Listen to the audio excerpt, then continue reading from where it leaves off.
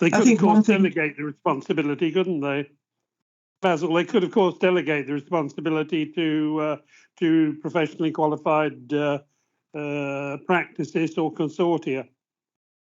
To do what? To do the checking. Yeah, I mean, clearly you need a massive government department to do it themselves. The easiest way would be rather like sorts of solicitors and so forth being responsible for their own work. Damien, the problem I have with all this is the sheer volume of high-rise buildings around the country. I don't think anybody is actually thinking about what they're doing, with the sort of targets that they've got around bringing forward new houses, etc.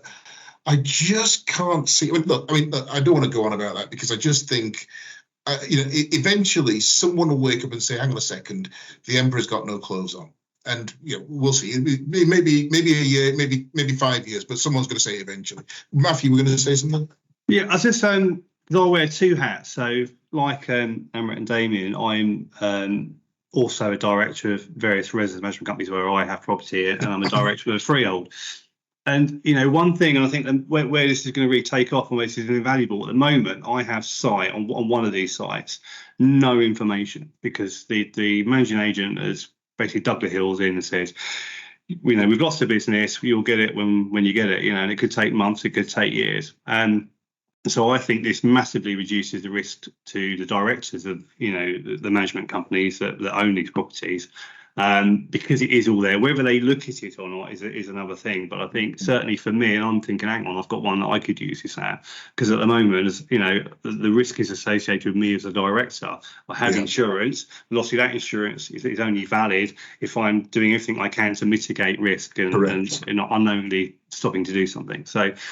And I'll contact you separately about that. But I think certainly this is something I would be interested in from a personal point of view. Okay, great. Yeah, I think so, Basil. Myself and Damien are essentially the key decision makers for our block.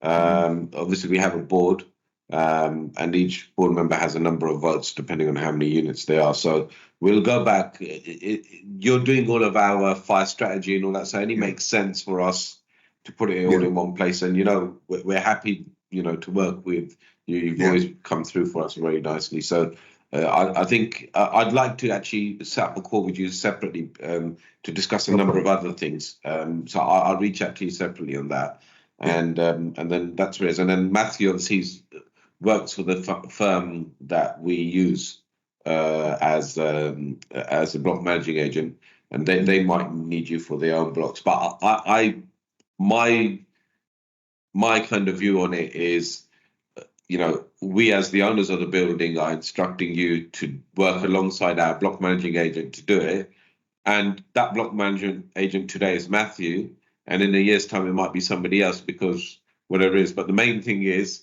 we're not chasing the block managing agent who we've had a falling out with to give us information. We've got it, and everything's, the control is back with the owners of the building rather than the block managing agent, where it could be all over the place.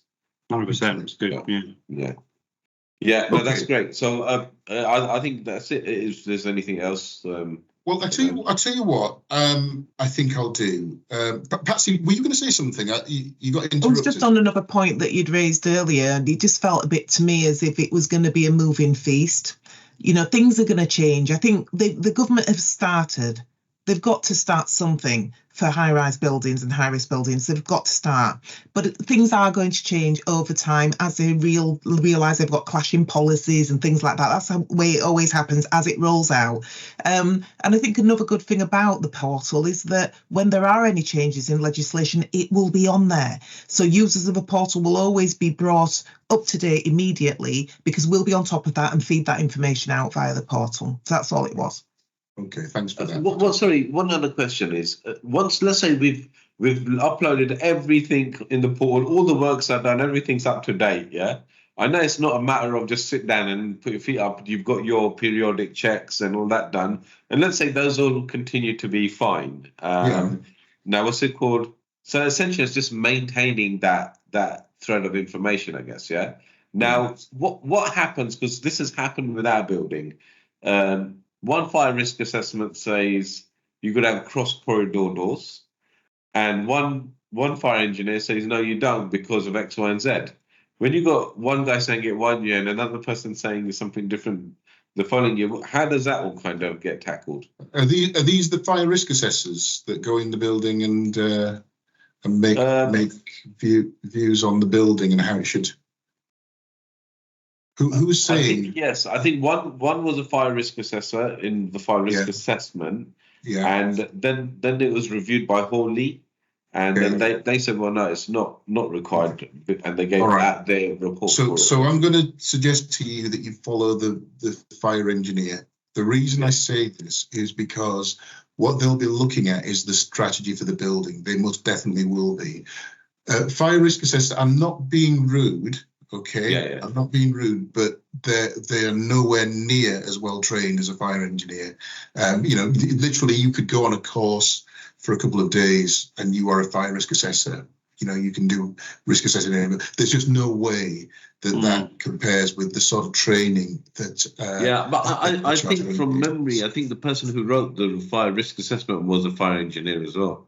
Was it fire engineer? Well, okay, but what you should be looking at is the fire strategy, because the fire strategy effectively becomes the Bible for that building. It tells you how the building is meant to operate in the event of a fire. And what I find with some of the people that are doing fire risk assessments is not only do they not refer to the fire strategy, but even worse, they don't refer to approved document B or similar documents, because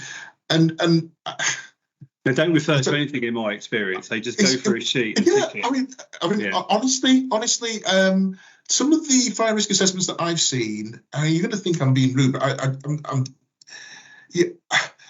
they are not worth the paper they're written on. If you pay tuppence halfpenny, you get tuppence halfpenny with fire risk assessment, as far as I can see. But here's the thing.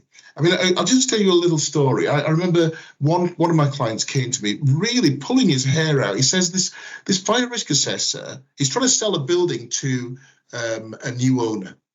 But there's a fire risk assessment that's gone on. This building is only 3 stories high, but it's a timber frame building. It's 3 stories high, timber frame building.